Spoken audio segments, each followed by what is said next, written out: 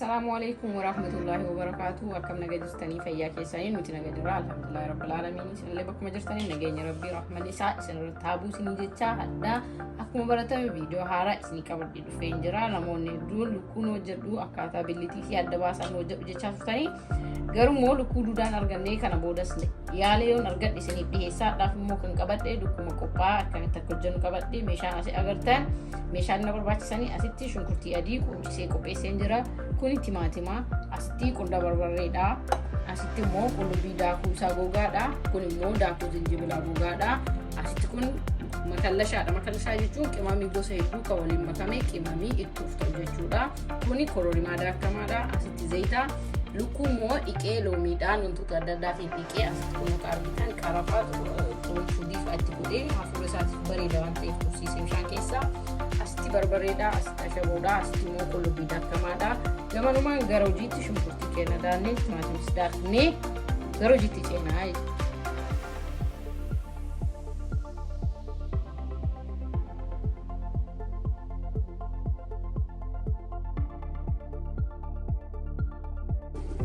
Ayye kuno shunkurtii akka argitan san maashinaan daakee namni maashinaan qabne maktafamaan xixiqqeessitanii daayitanii uumaa rakkoon qabu shunkurtii baay'eelleen guddisnee akkuma faamilii kiyyaa waan ta'eefi shunkurtiin kun amma bishaan mataa isaa qaba hanga bishaan kana shunkurtiin kun fixatutti akkanuma eegaa waliin dhoofna jechuudha amma kun bishaan hanga fixatuttiin eegaa san boodammoo maal akka goonu hin ilaallaa maal akka barbaachisu goonu isin agarsiisa garummaa warroonni yaada keessa barreessitanii jabaadhuu waan gaarii hojjetaa jirtaa itti fufii jettanii hamileen aftaatan hedduun keessan galatoomaa jazaakallaa isiniin jecha warroonni immoo haara taatanii amma mana kee dhuftanii agartan viidiyoo koo laalaa hanga xumuraa laalaa yaada qabdan immoo naa barreessaa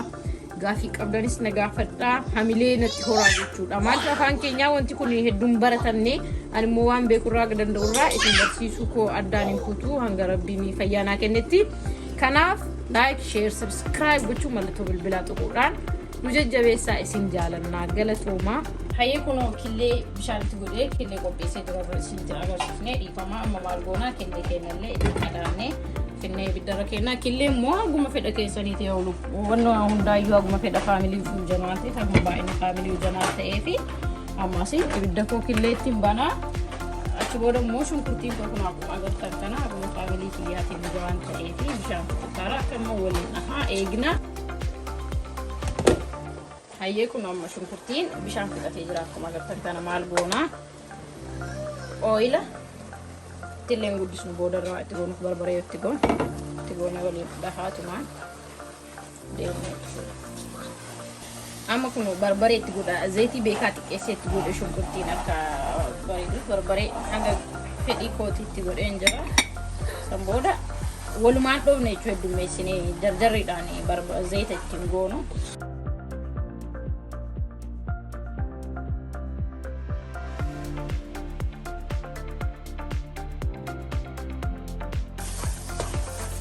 kuno akkana wal fudhatee jira akka daa'ima wal fudhatee maaliif an tursiisee jira yoo viidiyoo akka isin jalaan dheerannee fi amma qimamiin asii agartan kun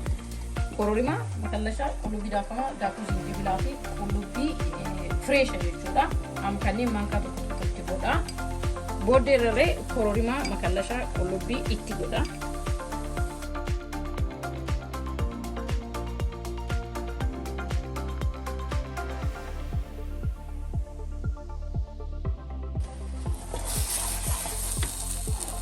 amma ooyila itti goona jechuu kun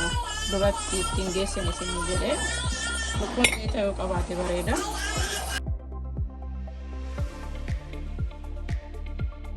hayyee kun akkuma agartan kana baay'istanii ittiin yoo lukkuun ta'eef nama gubaa sirriitti aqulaalloo qabu jechuudha akka nama gunne kanaaf anam daqiiqaa 30 hanga 40 suugoma kana sirriitti aqulaallee san booda yeroo timaatimii irra galchinutti walii deebina maaliif viidiyoon isin dheerata waan ta'eef hayyee kun shunkurtii kiyyaa baay'ee akka gubaan isaa keessaa bahu akkuma agartan kana baay'ee irra tursiisee jira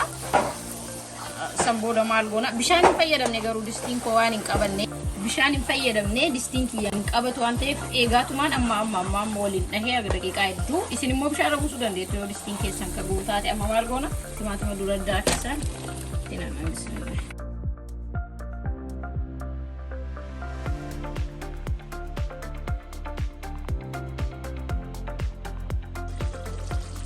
Ayyee kunoo sa'a dheeraadhaaf baay'ee abulaallee jira akkanuma goone akkuma agartan kanaa garuu bishaan dabree yoo inni akkana ta'u kana dhiyeessitanii irra buustan bareeda.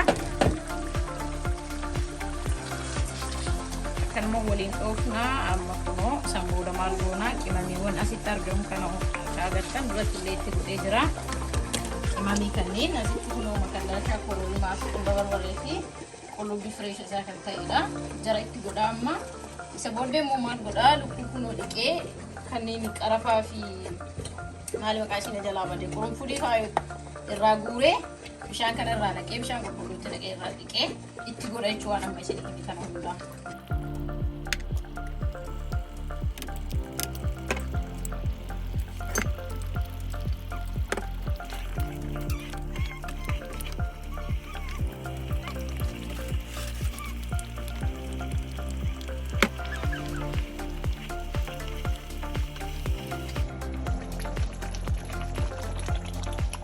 Akkuma agartan kana maashaallah ajaa'ibaati. Garuu wanti isinitti himin dura jalqaba irratti lukkuu qaama ishee hunda guutuu miti akkuma agartan harka qofaa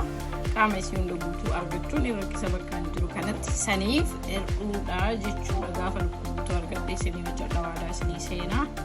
Amma wanti hunduu ga'ee jira. Foonichi immoo foon qofa bilcheessuudha. Killeelleen qophaa'ee jira. Yoo foon bilchaate killeetti godhee isin garsiisa jechuudha. Ayyee kun akkuma agartan kana yeroo dheeraa fudhata lukkuun yoo viidiyoo isinii gabaabsuuf jedhee yeroo inni isinitti agarsiisne garuu amma killee akkuma agartan kan dura affeelee akkana qoncisee dhiqee qopheessee jira.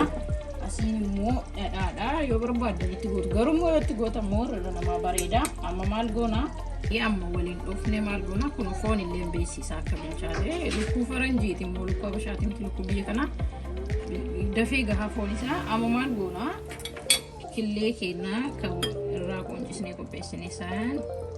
suutaan keessa buusnaa jechuudha.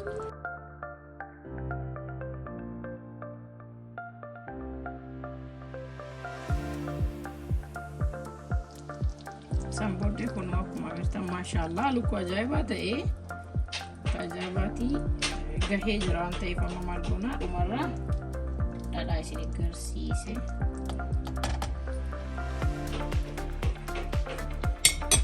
Itti goone ibidda keenya irraa cufnee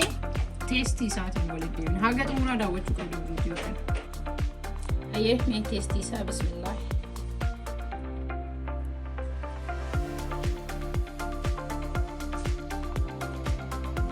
Maashaallah uumaa nama guguu wanti tokko wanti ittiin qaban jiru lukkuu ajaa'ibaa fi akkan hojjedhe kana yoo hojjettanii argitan teestii isaa isin ni beektu jechuudha. YouTube keenya like, share, subscribe godhaa. Viidiyoon hojjedhu hanga xumuraa daawwadhaa. Hamilee natti tura. Kan isiniin jedhaa hanga waan biraatiin waliin deebinutti. Assalaamu alaikum warahmatullahi wabarakatuh.